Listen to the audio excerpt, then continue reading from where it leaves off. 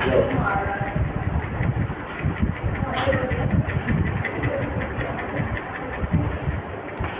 ठीक है। तो देखो प्रोजेक्टाइल मोशन में क्या होता है, इस मोशन में बॉडी, मतलब जैसे अपन ने स्ट्रेट लाइन में पढ़ा था कि बॉडी क्या होगी, अगर एक ही एक्सिस में मोशन कर रही है, चाहे वो एक्स एक्सिस हो, चाहे वाई एक्सिस हो, चाहे जेड एक्सिस, तो कहलाएगा स्ट्रेट लाइन मोशन। लेकिन प्रोजेक्टाइल मोशन में क्या होता है, इससे बॉडी के दो कोऑर्डिनेट एक साथ चेंज होते हैं, है ना। चाहे मतलब बॉडी अगर एक्स वाई प्लेन, इसको एक्स वाई प्लेन बोलेंगे अपन, अगर बॉडी यहाँ पे घूम रही है इस रीजन में तो उसे बोलेंगे एक्स वाई प्लेन। बॉडी अगर यहाँ पे चल रही है, जैसे ये बोर्ड है ना, बोर्ड एक प्लेन है, अगर कोई बॉडी इसमें मोशन कर रही है कहीं भी, यहाँ वहाँ जा रही है, तो वो 2D मोशन कहलाएगा, ठीक है। अगर इस वाले प्लेन में एक्स जेड प्लेन में, तो एक्स जेड प्लेन में मोशन कहलाएगा। मतलब समय के साथ अगर बॉडी के दो कोऑर्डिनेट एक साथ चेंज हो रहे हैं, इसका मतलब कौन सा मोशन है, वो 2D मोशन है। और 2D मोशन में जो एग्जाम्पल है 2D मोशन का, बेस्ट एग्जाम्पल है प्रोजेक्टाइल मोशन, क्योंकि इस मोशन में समय के साथ साथ, मतलब समय के साथ बॉडी के दो कोऑर्डिनेट एक साथ चेंज होते हैं। ये बात समझ आ रही कि नहीं आ रही? तो देखो इसमें क्या होता है, जैसे अपन ने किसी, अब इसमें भी कई केस होते हैं, या तो अपन किसी बॉडी को ग्राउंड से फेंके ऊपर की तरफ, जैसे ग्राउंड पे खड़े हो तुम लोग, कोई भी व्यक्ति इधर पे खड़ा हुआ है, यहां से एक पत्थर फेंक दे ऐसे, ऐसा हो सकता है, एक केस ये हो सकता है।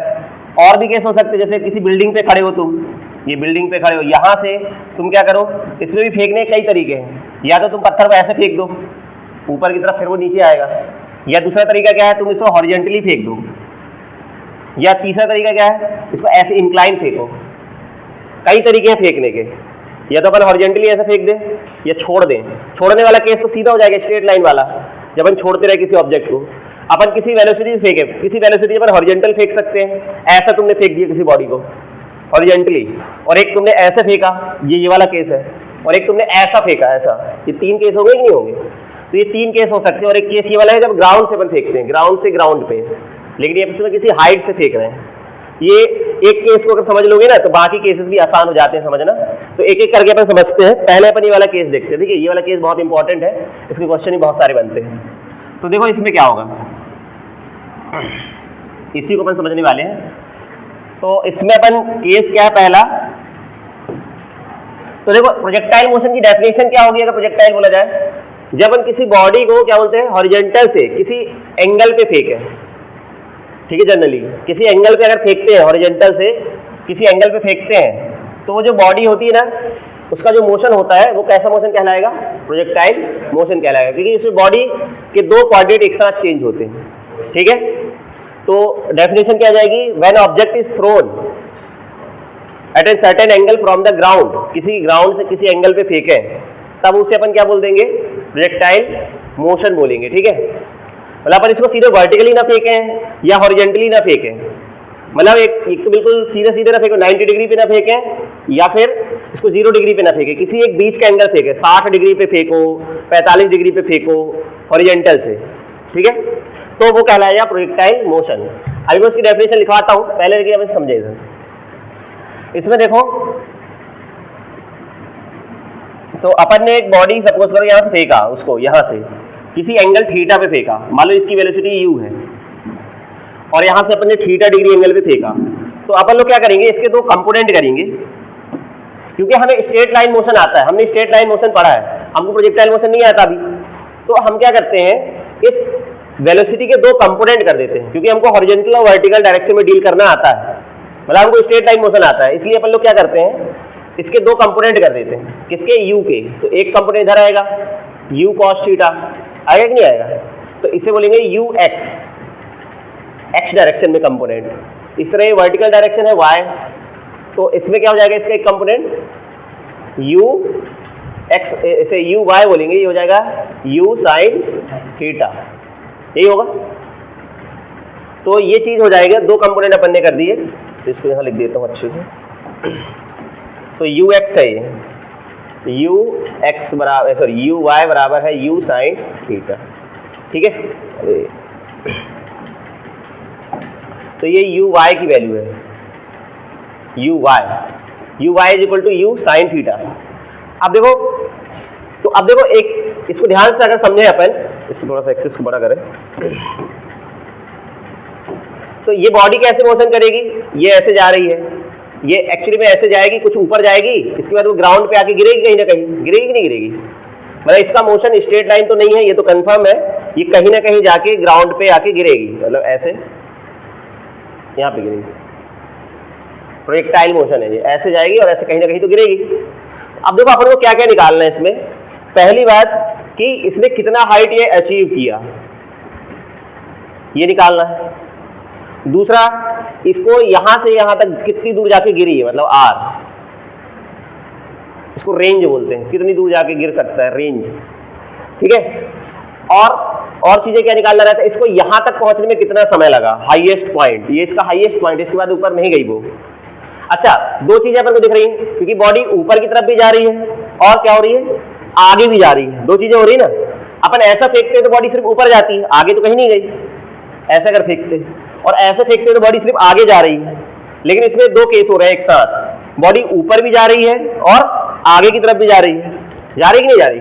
जैसे इस पॉइंट की बात करें, इस पॉइंट पे अपन इतनी दूर आ गए हैं, इतनी दूर चल ली, मान लो ये x दूरी चल ली अपन ने, ये x दूरी चल के अपन इधर पे आ गए, यहां से लेके अपन ने x दूरी चल ली इस पॉइंट पे जब अपन है, और कितने ऊपर आ गए हैं, सपोज करो y ऊपर आ गए हैं, कुछ ऊपर भी गए हैं, मतलब x दूरी पे है, मतलब इसके कोऑर्डिनेट बोले जा सकते हैं इस पॉइंट के। जब हम इस पॉइंट पर होंगे, ठीक है, सपोज करो ये पॉइंट A है, तो हमारे कोऑर्डिनेट है x, y, कहीं भी निकाले जा सकते कोऑर्डिनेट। जब इधर पे होंगे तो यहाँ पे निकाल लेंगे, इस पॉइंट P पर भी निकाले जा सकते हैं, इधर भी निकाले जा सकते हैं, इस पॉइंट पे भी निकाले जा सकते हैं।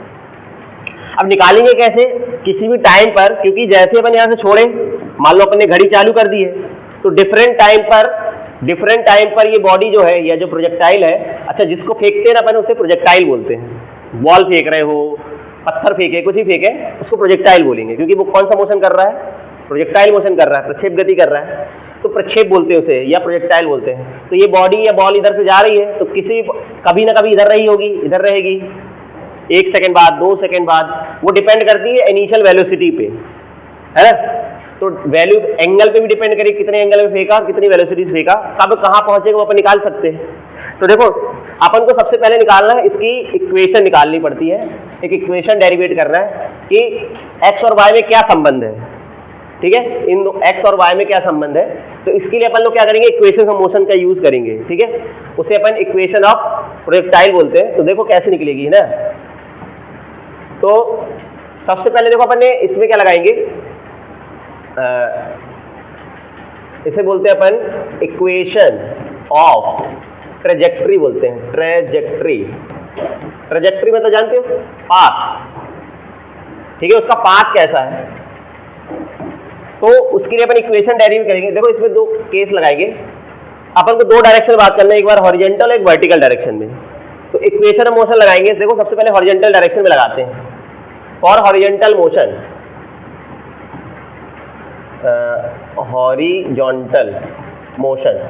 हॉरिजॉन्टल मोशन के लिए देखो, हॉरिजॉन्टल के लिए देख लो, हॉरिजॉन्टल वेलोसिटी का यूज करेंगे अपन इस वाले को, ठीक है। तो हॉरिजॉन्टल डायरेक्शन में इनिशियल वेलोसिटी कितनी है, u cos थीटा, ये इनिशियल वेलोसिटी है, ठीक है। अच्छा, और हॉरिजॉन्टल डायरेक्शन में अपन ने कितना चला, मान लो t टाइम पे, भाई घड़ी चालू है तो t टाइम पे अगर यहाँ पहुंचे हैं तो t टाइम पे अपन इतना दूर गए हैं और इतना ऊपर गए हैं, उसी टाइम पे तो गए होंगे ना, क्योंकि बॉडी साथ साथ जा रही है, ऊपर भी जा रही है और आगे भी जा रही है। मान लो दे रहे t, किसी टाइम पर हम बात कर रहे हैं, एक टाइम बोल लिया t की वैल्यू कुछ भी हो सकती है, 4 सेकंड 5 सेकंड जो भी है। तो t सेकंड पे देखें, ये मान लो इसकी पोजीशन ये है, अपन ने एज्यूम कर लिया कि t टाइम पे इसकी पोजीशन है x, y, ये पॉइंट A पर है, पॉइंट A पर है मतलब यहाँ से इसकी दूरी x है, और कितनी, ये ऊपर कितना हो जाएगा y, x, y का मतलब यही होता है, हमें यही निकालना है, x और y में एक रिलेशन निकालना है। तो हॉरिजॉन्टल डायरेक्शन में देखो अपन अगर लगाएंगे तो इनिशियल वेलोसिटी कितनी है, ux हो गया u cos theta, horizontal velocity, और एक्सीलरेशन कितना होगा हॉरिजॉन्टल डायरेक्शन में। देखो हॉरिजॉन्टल डायरेक्शन में क्योंकि बॉडी पे ग्रेविटी हमेशा नीचे की तरफ लगती है, ग्रेविटी कभी ऐसे नहीं लगती, हमेशा कैसी लगती है, अर्थ किसी बॉडी को हमेशा नीचे खींचती है ना, मतलब ग्रेविटी या एक्सीलरेशन ड्यू टू जो ग्रेविटी है वो हमेशा नीचे की तरफ लगता है। तो हॉरिजॉन्टल डायरेक्शन में तो कोई एक्सीलरेशन नहीं लगेगा, क्योंकि ग्रेविटी हॉरिजॉन्टल होती ही नहीं है, वो कैसी होती है, वर्टिकल डायरेक्शन, मतलब नीचे की तरफ है। तो ax की वैल्यू 0 लेंगे, ये कितनों को समझ में आया। हॉरिजॉन्टल डायरेक्शन में कोई एक्सीलरेशन नहीं है, जो भी एक्सीलरेशन होगा वो ग्रेविटी के कारण होगा, और ग्रेविटी कहाँ लगती है हमेशा? वर्टिकल लगती है, नीचे की तरफ लगती है। मतलब जो ग्रेविटी होगी वो किसको इफेक्ट करेगी? वर्टिकल कंपोनेंट को, हॉरिजॉन्टल वाले को कंपोनेंट को इफेक्ट नहीं करेगी। मतलब Ax तो जीरो है। अब डिस्प्लेसमेंट कितना हुआ? S डायरेक्शन में डिस्प्लेसमेंट x हुआ, ये वही है UAS, जानते हो ना इक्वेशन ऑफ मोशन में जो लगता है, U मतलब इनिशियल वेलोसिटी, A मतलब एक्सीलरेशन, S मतलब डिस्प्लेसमेंट। अपन x डायरेक्शन की बात करें इसलिए सब जगह x लिखा हुआ है अलग अलग करने के लिए। तो U की वैल्यू है U cos थीटा, एक्सीलरेशन है 0 और डिस्प्लेसमेंट कितना हो गया? x हो गया। अब लगाते हैं अपन, और टाइम तो t ही लेंगे, किसी टाइम पर बात करते हो t, तो अपन लगाते हैं by second equation of motion. Second equation क्या कहती है बताओ, याद है? इक्वेशन ऑफ मोशन, गति का जो द्वितीय समीकरण है वो क्या कहता है? Second equation of motion, S is equal to ut plus half at², यही होता है। क्योंकि अब हॉरिजॉन्टल डायरेक्शन में लगा रहे हैं तो सब जगह क्या लिख दे अपन? x लिख दे। और रख दो वैल्यू x की जगह, x डायरेक्शन का डिस्प्लेसमेंट कितना है? x है। ux की वैल्यू कितनी है? u cos theta into t plus 1/2, ax की वैल्यू कितनी है? 0 t²।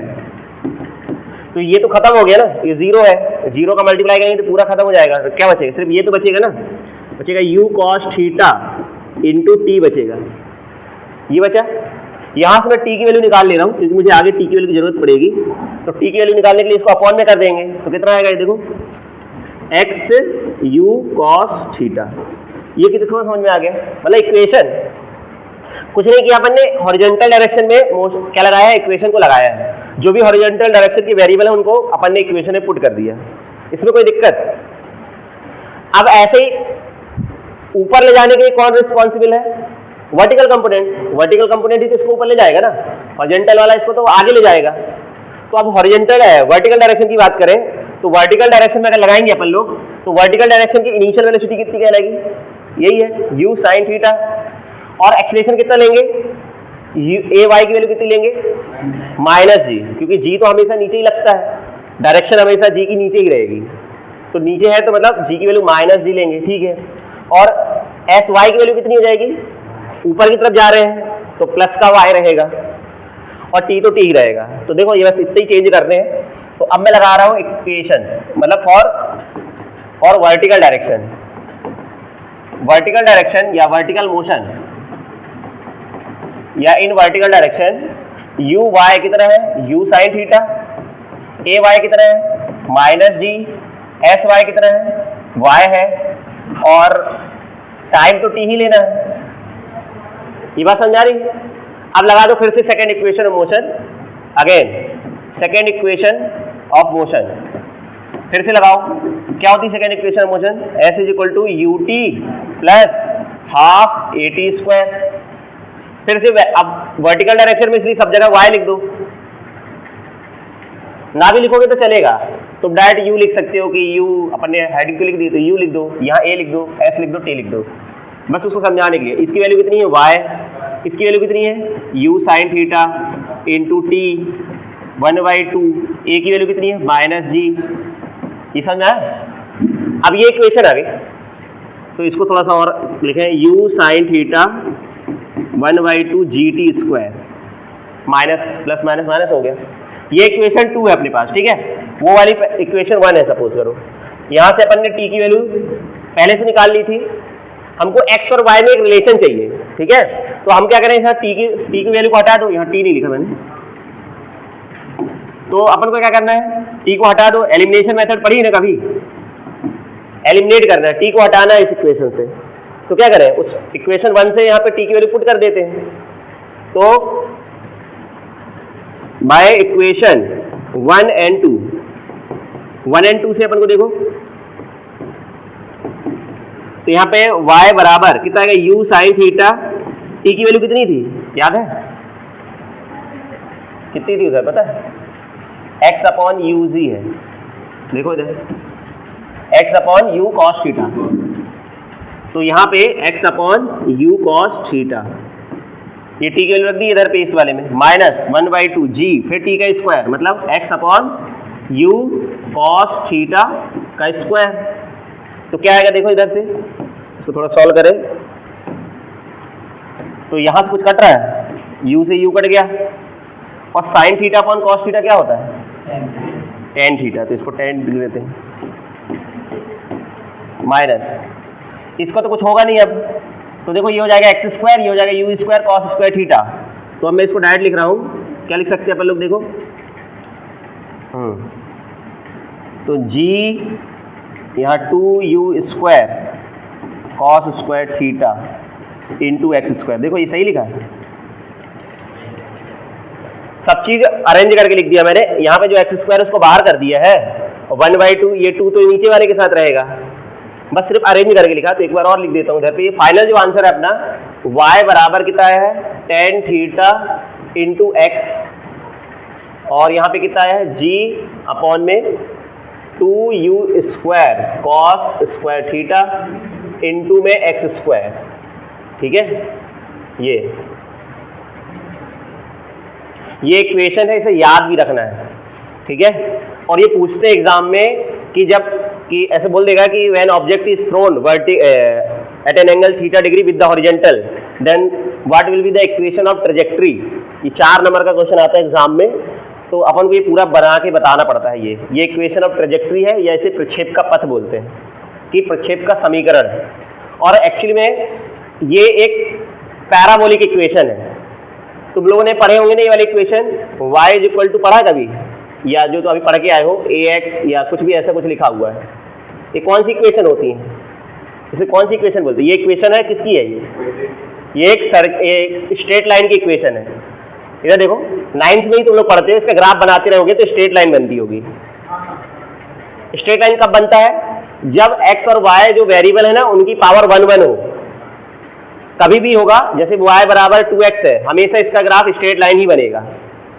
जब वेरिएबल की पावर, दोनों की पावर कितनी हो 1 हो, तो वो स्ट्रेट लाइन होता है।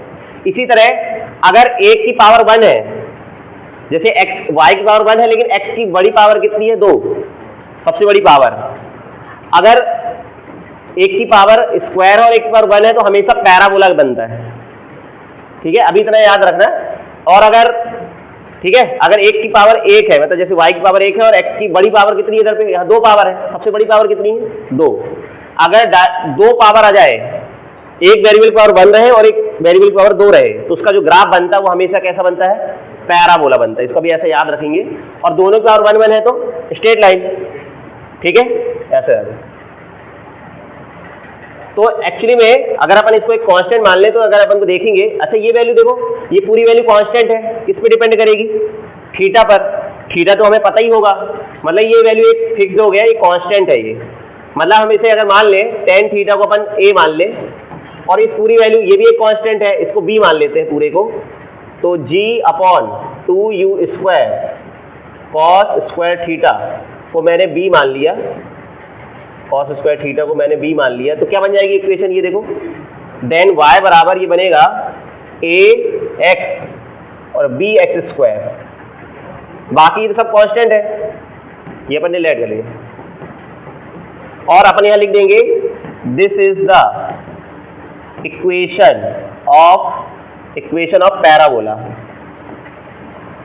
पैराबोला क्या बोला, parabola. hence path of projectile is parabolic। ठीक है, डायरेक्ट पूछते हैं कि इक्वेशन क्योंकि आ रही इसमें वेरिएबल की, एक वेरिएबल जो y है उसकी पावर 1 है और x की जो वेरिएबल है उसकी सबसे बड़ी पावर 2 है, इसलिए ये पैराबोला की इक्वेशन है। और पैराबोला है तो इसलिए इसका पाथ कैसा होगा, ये सर्किल नहीं है, तुम ऐसा सोचो कि आधा सर्किल है, ये सर्किल नहीं है। सर्किल कैसा होता है, ऐसा कुछ होता है, ये ऐसा कुछ है, ऐसा, ये अलग चीज है, इसका कभी सर्किल बनेगा ही नहीं, ये पैराबोला है। ये तो ऐसी की तरफ जाएगा, इस आगे की तरफ, समझे। तो ये सर्किल अलग होता है, पैराबोला अलग होता है, तो इसको थोड़ा ध्यान रखिए। और ये कुछ समझ में आया, कुछ नहीं, डेरिवेशन है ना, उसमें कुछ नहीं करना है, अपन को रिलेशन को जाके लिख देना है बस। अब तुमको समझ में आ गया ना कि ऐसा होता है बस, तो ये तो अपन को करना है, तो डायरेक्ट यहीं तुम लिख सकते हो आंसर कि ये पैराबोलिक इक्वेशन है। तुम इतना दिमाग ना लगाना, तुम तो क्या करोगे, डायरेक्ट इतना लिख दोगे यहाँ तक अगर आ गए हो, इसके बाद लिख देना this is the equation of parabola, so the path of projectile is parabolic. नहीं समझ में आता अगर ये सब चीजें, तो ये लिख दोगे तो अच्छी बात है, ना भी लिखोगे तो कोई दिक्कत नहीं, उससे मार्क्स पे कोई अंतर नहीं पड़ता है। ठीक है, डेरिवेशन तो आसान है ना, बस अपन को क्या करना है, 2 डायरेक्शन में निकालना है, 2 बार इक्वेशन ऑफ मोशन लगानी है, बस यहाँ से टी की वैल्यू निकाल के उसमें डाल देना। अब इसका भी कोई सीक्वेंस नहीं है कि तुम पहले यही करो, पहले तुम वर्टिकल वाला निकाल लो, पहले ये वाली इक्वेशन निकाल लो, यहाँ तक पहुंच गए, इसके बाद सेकंड वाला लगा लो, कोई वो नहीं है। एक बार हॉरिजॉन्टल में एक बार वर्टिकल में लगाना है और उसमें से एक में से टी की वैल्यू निकाल के दूसरे में डाल देना है, तो एक रिलेशन मिल जाएगा और वो क्या कहलाएगी, इक्वेशन ऑफ ट्रेजेक्ट्री। इक्वेशन क्या होती है, जिसमें एक्स और वाई हो, यही होता है ना इक्वेशन, और कुछ कांस्टेंट होते हैं। अरे समझ आता है क्या, जैसे इक्वेशन बोलते हैं, ये इक्वेशन ही तो है ना, ये कौन सी स्ट्रेट लाइन की इक्वेशन है, तो ये भी एक इक्वेशन है क्योंकि इसमें एक्स और वाई आ रहे हैं, सीधी सी बात है। तो इसलिए अपन ने उन सबको हटा दी जो वेरिएबल थे। ठीक है, तो ये है, पहले अपन प्रोजेक्टाइल मोशन की डेफिनेशन लिखते हैं, फिर ये तुम लोग लिख लेना।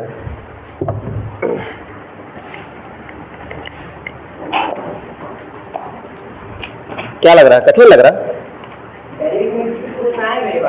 आता है, इंपॉर्टेंट है ये, 4 नंबर का, कोई दिक्कत नहीं। चलो डेफिनेशन लिखेंगे अपन लोग प्रोजेक्टाइल मोशन की, फिर ये सब लिखते रहेंगे।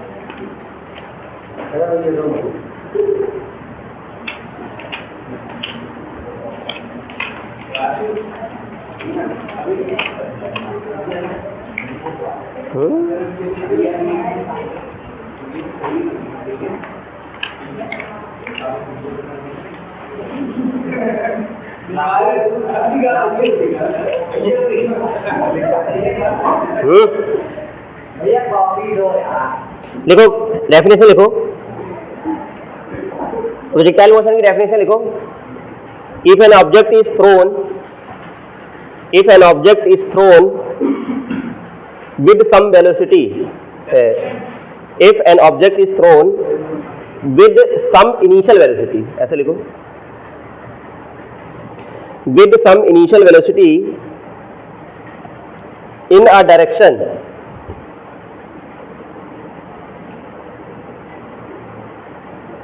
if an object is thrown with some initial velocity in a direction other than vertical,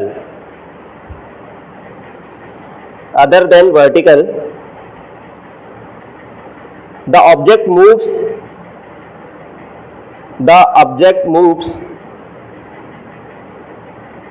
in a curved path,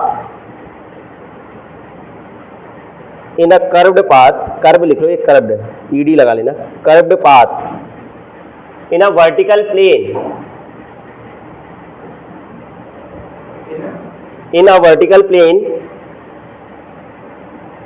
under acceleration due to gravity,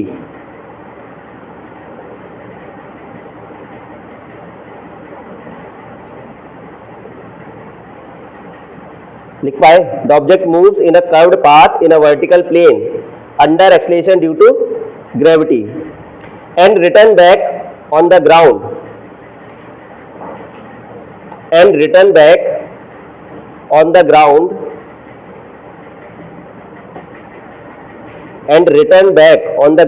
at some other place.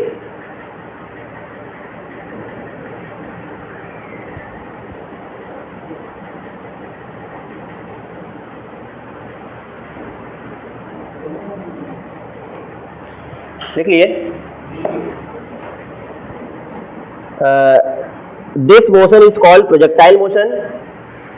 This motion is called projectile motion. This motion is called projectile motion, and the object thrown is called projectile.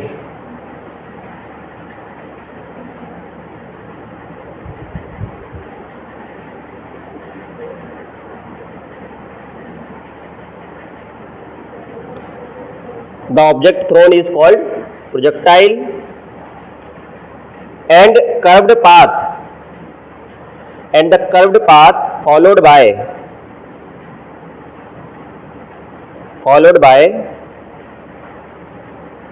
the object is called trajectory. Trajectory मतलब and the curve path followed by the object is called trajectory. ये कुछ term है जो इसमें use होंगी बार बार। Trajectory मतलब उसका रास्ता, ठीक है। और फेंके गए जो फेंकते हैं जिसको उसको क्या बोलते हैं अपन? प्रोजेक्टाइल। कुछ भी हो सकता है, वो पत्थर हो सकता है, बॉल हो सकती है, तुम हो सकते हो, तुमको छत से फेंक दें, धक्का मार दें, तुम भी एक प्रोजेक्टाइल हो जाओगे, ठीक है। बॉल जैसे बैट्समैन हिट करता है बॉल को, तो बॉल का ही पाथ दिखाता है, देखियो क्रिकेट में दिखाता है, ट्रेजेक्ट्री ही दिखाता है, वो कितना ऊपर गया, कितना रेंज गया, लेंथ और हाइट दोनों दिखाता है। अब देखो कैसे निकालेंगे वो सब अपन, है ना। ये बात समझ में आई कि नहीं आई? किसी वर्टिकल से किसी एंगल पे फेंके, वर्टिकल से फेंक दो, मतलब वर्टिकल ना फेंक के किसी एंगल पे फेंको। ये एंगल यहां से भी हो सकता है, ठीक है। अगर यहां से 60 है तो नीचे से 30 हो जाएगा, क्योंकि टोटल एंगल कितना है? 90। हो सकता है यहां से 60 दे दे, मतलब यहां से 45 देगा तो नीचे से 45 हो जाएगा, ऊपर से 20 दिया है तो नीचे से 60 हो जाएगा। तो ध्यान रखना है ना अपन को। लेकिन जो अपन डेरिवेशन कर रहे हैं अभी फिलहाल वो एंगल नीचे से कर रहे हैं, इसलिए ध्यान देना है। कई बार यहां से एंगल देगा तो उसको कन्वर्ट करना पड़ेगा थीटा में, ठीक है। तो अपने अगर ये 60 है तो फिर थीटा 60 नहीं होगा, थीटा 30 हो जाएगा। ये ध्यान देना, अभी क्वेश्चन कराऊंगा तब लगेगा। अब ठीक है, अब लिखो हेडिंग लिख के इक्वेशन ऑफ ट्रेजेक्ट्री लिख के ही लिखो। ये डायग्राम भी बनाना है ना? हाँ डायग्राम बनाओ, सब बनेगा।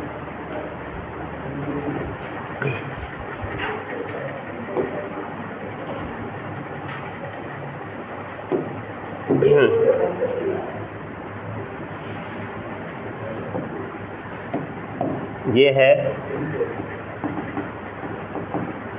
u sin थीटा,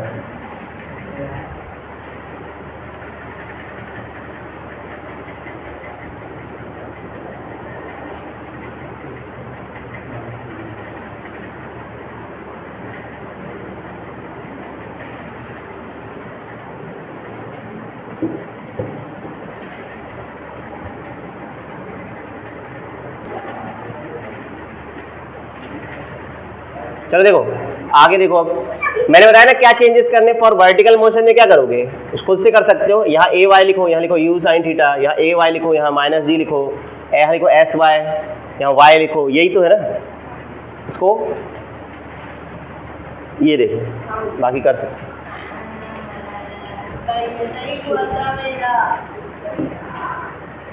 ये हो जाएगा। ये कौन सी इसको बोलते हैं? ऊर्ध्वाधर गति।